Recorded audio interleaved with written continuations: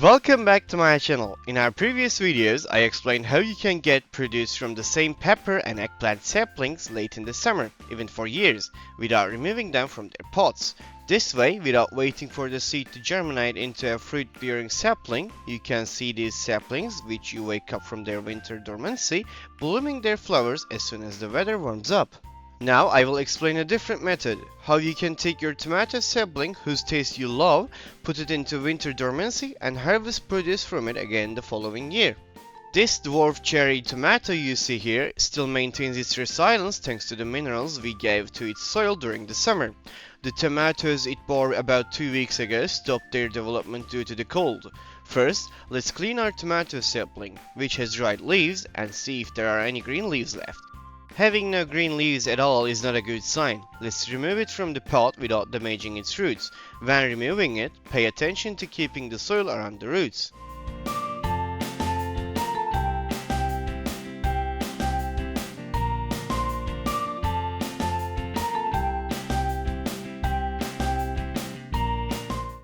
Now let's clean the dry leaves of our other sapling and remove it from its pot. Again, in the same way, we extract it so that there is soil surrounding the roots. Clean off the excess. The soil around the roots shouldn't be too much or too little. In another pot, I had a dwarf cherry tomato sapling that I grew from the seed. I'm digging that one up as well. I'm cleaning its dry leaves, and at least this one has a few green leaves left, which means there is a hope. Now let's prepare the mineral-rich soil in which we will put these saplings into winter dormancy. The soil to which we will add mineral support will be potting soil sold in plant shops. For 5 liters of soil, add about 2 tablespoons of coconut coir. It will speed up the rooting. We add about 1 tablespoon of mixture made from ingredients used to build rich soil, such as turmeric and a cinnamon. You can access the video on how this mixture is prepared above or from the link I will leave in the description. It is truly effective mixture. And then we will add a handful of perlite into it. For calcium support, we add mulberry leaf powder. About 1 teaspoon is enough. I'm also adding the link for making calcium fertilizer from mulberry leaves in the description. Mix everything thoroughly.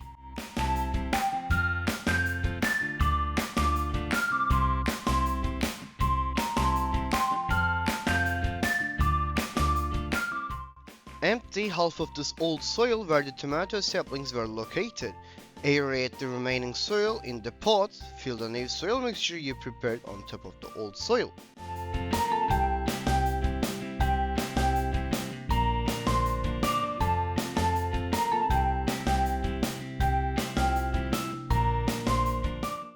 Now let's come to the important point we need to pay attention to. We apply light pressure to the stem of the tomato sapling we took out of this long pot. It still has a woody stem.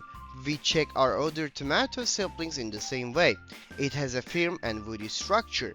When we check the first one we dug up, the one with no green leaves at all, we see that its stem is soft, meaning it has hollowed out inside.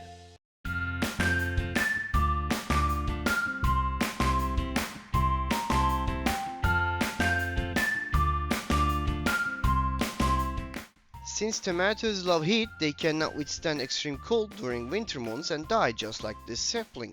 However, it is possible to put the healthy ones into winter dormancy using a careful method and keep them alive until weather warms up again. Which also means until they reach a position where they can continue their normal growth habits. This sapling is trash. We will use these 2 healthy saplings. Open a hole so that the roots go in completely and place our saplings. Try not to bury the stem part that was not previously in the soil. Plant our other saplings into pots in the same way. If the stem goes too deep into the soil, it will rot. This way is quite good.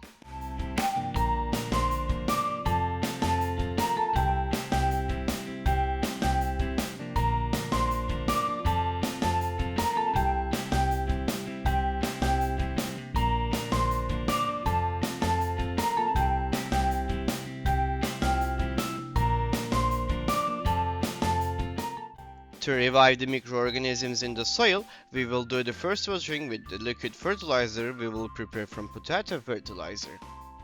1 tablespoon is enough. Add 1 liter of hot water into it and mix thoroughly.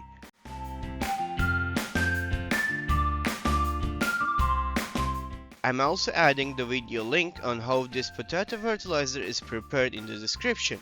After it cools down, mix it again to ensure the vitamins and minerals in the potato peel dissolve completely. Natural organic substances will be absorbed much more easily by plants. Potatoes containing large amount of starch help beneficial microorganisms to grow, which will support the very fast growth of the roots.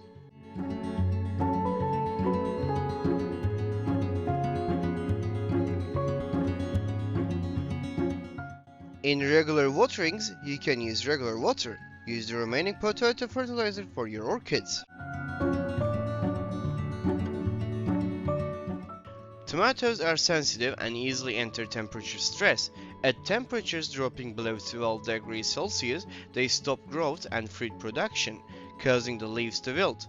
At freezing temperatures below zero, tomato plants will die.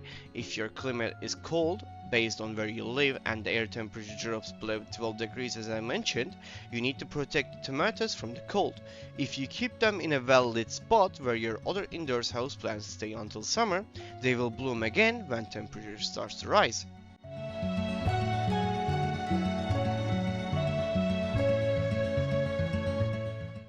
Do the next watering by checking the soil. Insert your finger into the soil up to the second knuckle. If it is moist, do not water. Too much water causes the sapling to rot.